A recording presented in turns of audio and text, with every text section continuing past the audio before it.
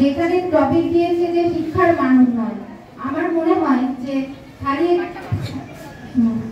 শিক্ষক শিক্ষিকাই না, অভিভাবক অভিভাবিকারা আমরা যদি একটু নজর দিই তাহলে হয়তো আমাদের বাচ্চারা যেমন আছে আর একটু ভালো হবে। যেমন তারা প্রতিদিন কি ক্লাসে পড়াশোনা করছে, কি পড়া দিচ্ছে স্যার ম্যাডাম, ওরা কিভাবে পড়াটা মানে স্যার ম্যাডামকে আবার দিচ্ছে সেটার দিকে একটু নজর রাখা দরকার।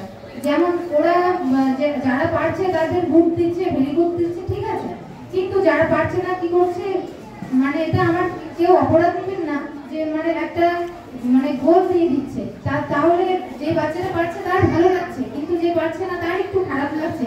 সেখানে গোল না দিয়ে যদি একটু উত্তরটা লিখে দেয় তাহলে ভালো হবে।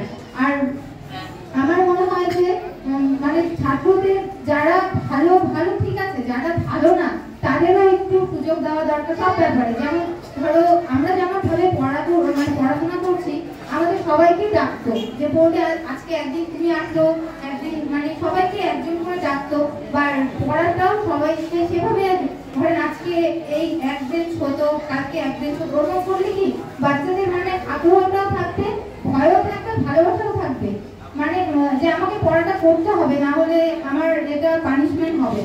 কিন্তু এখন কিন্তু সেরকম দেখা যাচ্ছে না, বাচ্চাদের পড়ার গুরুত্বটা অনেকই কমে গেছে।